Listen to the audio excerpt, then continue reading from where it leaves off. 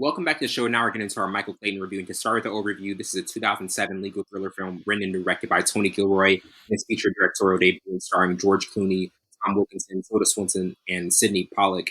Clooney plays lawyer Michael Clayton, who discovers a cover-up over the effects of toxic agrochemicals that had a budget of $93 million and brought in $21.5 million to the box office. Also had a 91% rating on Rotten Tomatoes. And was nominated for 7 Academy Awards: Best Picture, Best Director, and Best Screenplay, along with many other awards. But what were your initial thoughts, on a film that was sharply scripted, obviously had a lot of acclaim, and is one where we see George Clooney kind of back in a more drama-driven focus movie?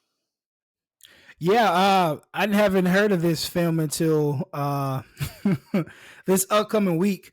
But I mean, it came out in 07, so I definitely wasn't even. Yeah, I don't think I even remember what movies came out in 07. I was in middle school. No Country for Old Men.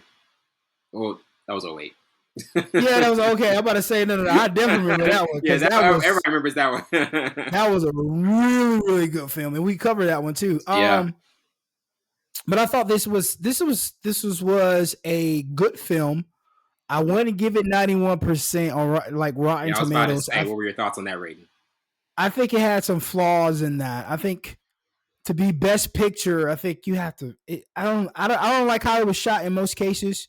There's a lot of shaky shots that really didn't bring out the scene. So I don't understand why they wasn't stabilized or put on a gimbal, not a gimbal, but like a rig or something to make it a steady shot. But in some instances, I was like, well, because some shaky shots are mostly for TV films or TV shows to bring out that different element, bring the scene out a little more. But when it comes to like this type of film, and it wasn't really like gritty in most cases, shaky camera is not what you want. And in this retrospect, and I'm not like a director. Probably I'm an aspiring director when I was in my undergrad, but yeah, I do think I think George Clooney's performance was really well. Like he really brought this movie out, especially one of the last scenes, like that really showed me why George Clooney is one of the top legends when it comes to acting. I was about to say, because I feel as though this was the epitome of a movie where the star elevates it to a degree that it shouldn't be at. Like this was one of those George Clooney movies where he's like, I'm taking this to a completely different stratosphere. Like, do you feel as though that might have been the reason why it got that acclaim? Because to me, George Clooney had a really high level performance and made this movie a lot more than what it should have been.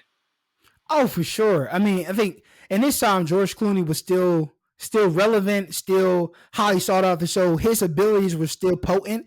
And then you got Karen Crowder as well. Not Karen Crowder, that's her character. Tilda Swinton. Yeah. Which was so great to see her without blonde hair or bald headed or whatever. It was so good for her to see a normal wig on her. And now she was a brunette in this movie. So it was just different seeing her in this light, because like I'm used to her playing, in Doctor Strange and playing in Chronicles of Narnia, where she got white hair and in different mode. So seeing her in this type of film really like showed me her versatility in acting when it comes to it, like just her being like really dumbfounded, but she was in power, but she was still really dumbfounded and didn't know that she was getting set up like the whole time they were talking. Like she did that really well. Like she was just like, she did that. 1 second. Yes, we're okay. What do you want? What do you want? I want 10. 10 what? 10 million? Like it was just like her being dumbfounded was so perfect. She brought that role out so well. Man. So, yeah. Excellently done. 10 million. 5 million is that's better. That's better.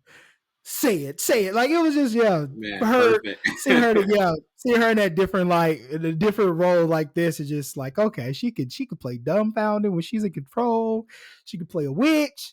She could play a sorcerer. At any point. Yeah, the versatility. Definitely. And now getting to our first topic, from 1 to 4 stars, what would you give it? I'll give this one 3.5 because I feel as though the storytelling was really good and George Clooney's performance was passionate, subtle, and right on point. Overall, from 1 to 4 stars, what would be your particular rating? Some of your reasons. I have to give it 3 stars. I thought some of the shots and angles they could have been way better, especially the scene. And I'm ahead of myself. Just get an example: the scene where they were in the alley and he finally caught up to Arthur with the bread in his Yeah, hand. They missed so many opportunities for different angles to bring that scene out. yeah, drop the ball on that one.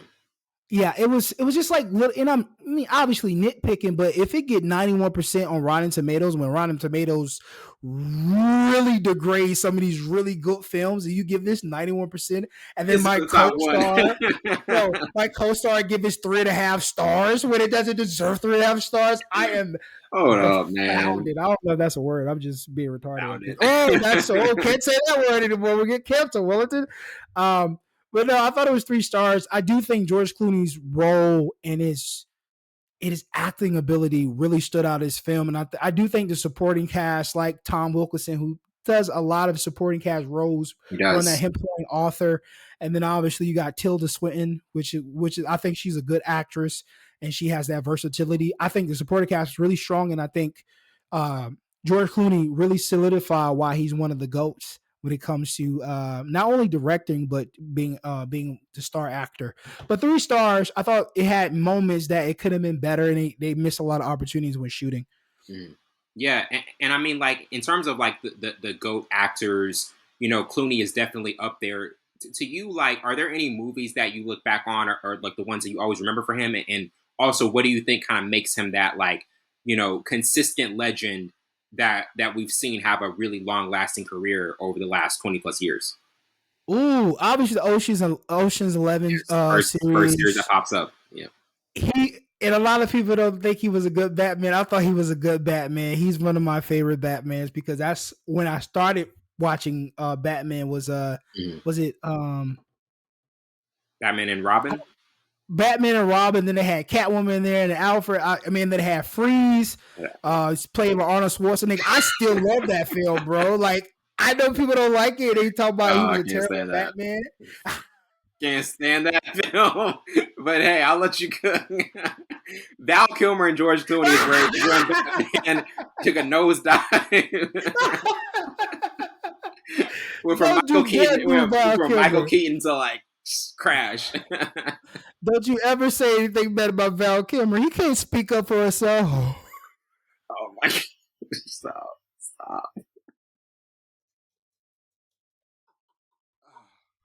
I'm Man. terrible.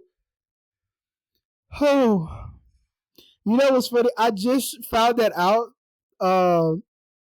That he had cancer and then he couldn't be able to talk and stuff, and he lost a lot of jobs. And the new with Tom Top Cruise, the Gun. new Top Gun Top Maverick. Gun. Yeah. And I was thinking, like, why is he talking? He's played this role really well, but he really can't talk like that anymore and eat like that anymore. So Leave it to say. I have a dark sense of humor. I'm sorry, but no. But there's a lot of other movies that George Clooney has played in, starred in that Yeah. I still remember. But I do think he's a GOAT because of that versatility, that ability to take over a scene. Because that eye contact he has in this movie is so stern, bro. It Like is.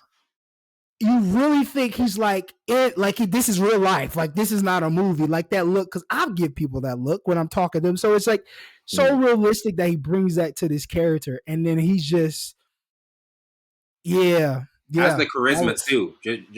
Just has so much going for him because he really Yes. can, like you say, he's got the personality to do it, and just really knows how to elevate films that can use that star power, in a sense, and that headlining feature. And he has that he has that move he does in every film, that look down, like Oh, he does that a lot with the. Everybody has a every actor has signature. the signature. We always talk about that. Every actor has that signature. Bro, it is so funny. He does it so much. Like Yeah, I'm looking at photos of him doing it right now. I got it pulled up now. There's so many photos. But yeah, he's definitely goated. Yeah, absolutely. And now transitioning to our next topic, favorite character. I would go with Michael because he was dealing with being conflicted the entire film and was really unhappy with his current job, but had a riveting standoff, towards the film's end. But to you overall in this movie, who was kind of your favorite character? Karen, and it's so fitting that her name is Karen. Uh, her character was so crazy that she had like this credible power, super smart, intelligent, and then she just had that nuance of just being dumbfounded and not realizing what's really going on. Right. And it was just like, and she can be persuaded. That whole scene had me going crazy. Like, bro, you have the power. Like, don't talk. It doesn't matter what he has in his hand. You can still kill him. Like, bro, just go back in the room. Why did you even come out here? Why are you still talking to this guy? So her to be persuaded, and just her character had just like a flip flop. Mm-hmm. So I thought that was really dope because obviously they could have put in a way where she doesn't say anything or get herself acquitted and get on camera and all this stuff, saying all these things. But her character throughout the film really was a tough character until that moment. Mm-hmm. And I'm like, whoa. Yeah. How do you not see this coming? Like, and she was still dumbfounded. Like when he pulled out the phone, like, what?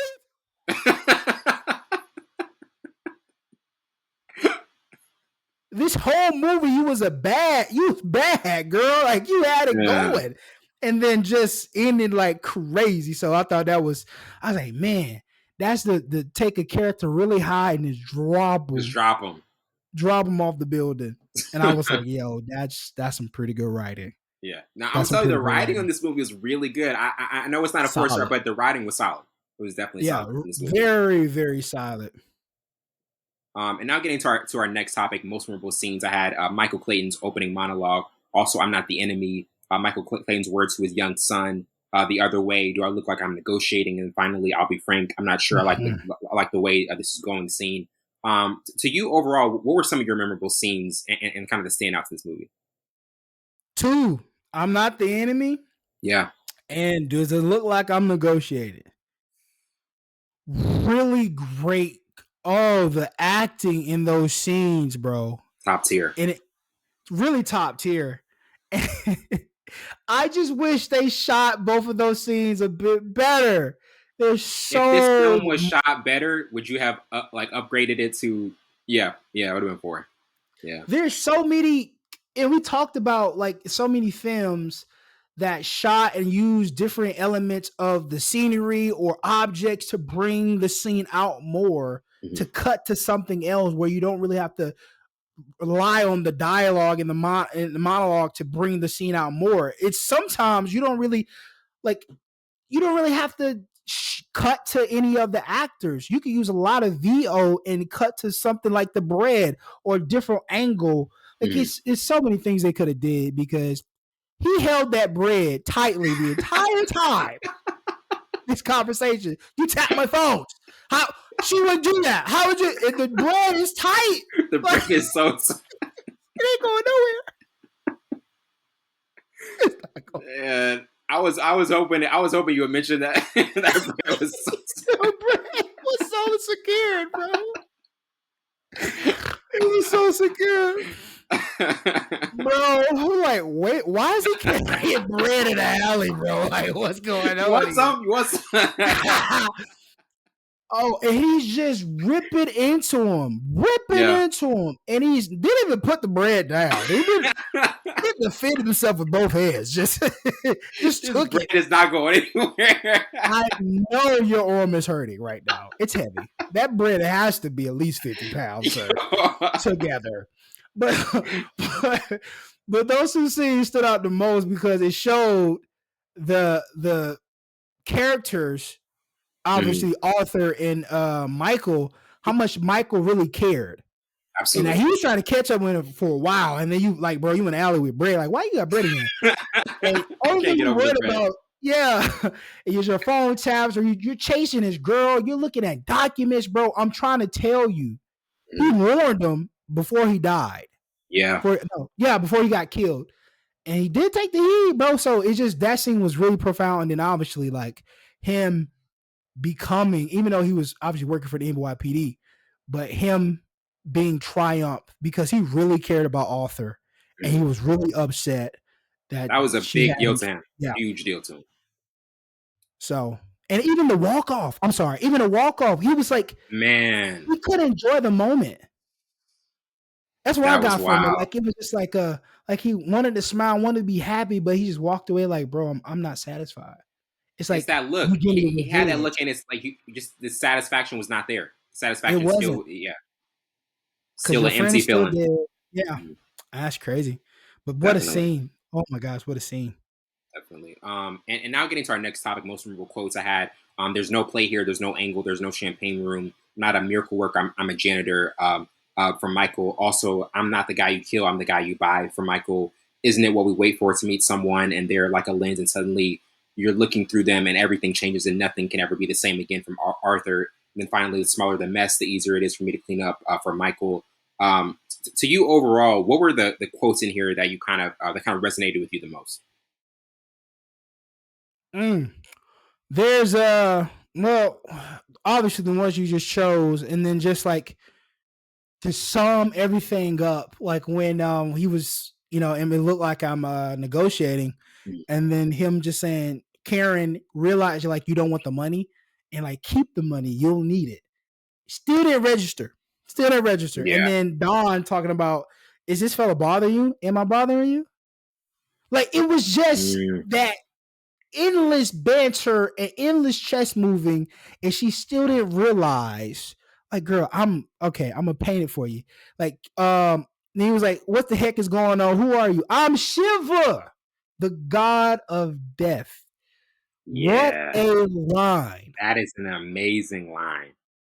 What a crescendo, bro.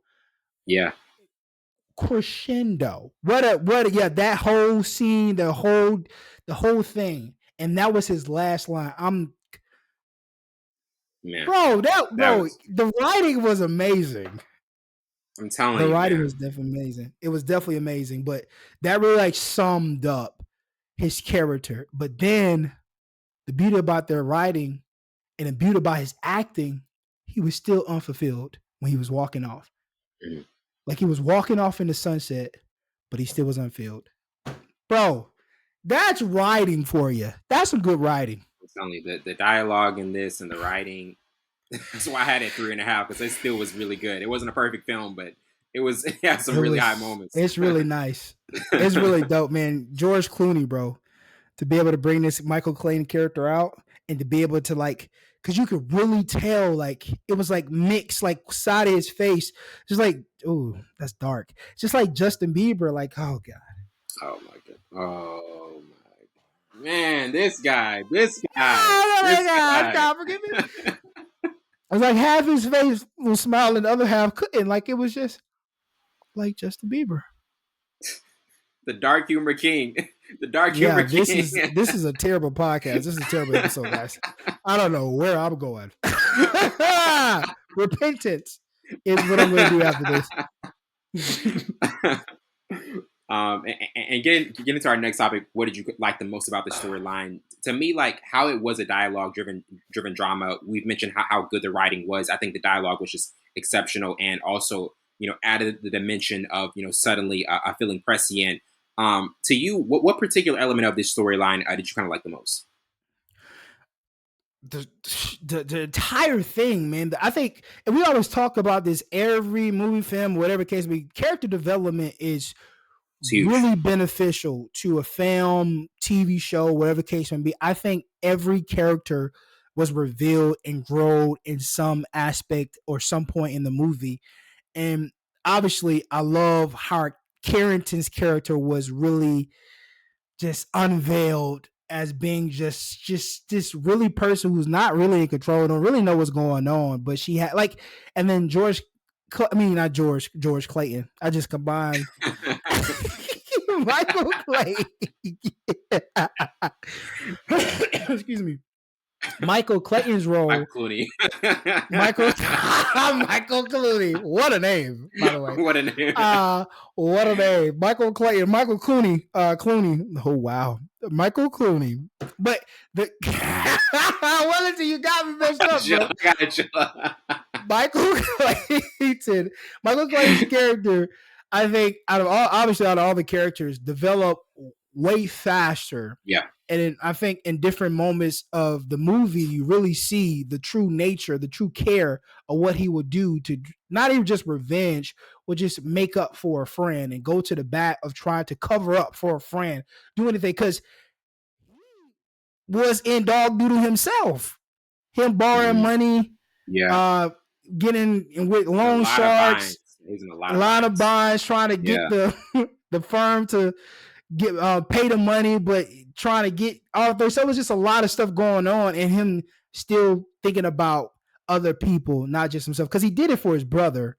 Yeah, like doing I think the restaurant. I think he did it for his brother and giving money to loan shark. But it's always showing him that he was doing for others more than he was doing for himself, and he'll go to the ends of the earth to make up for a person.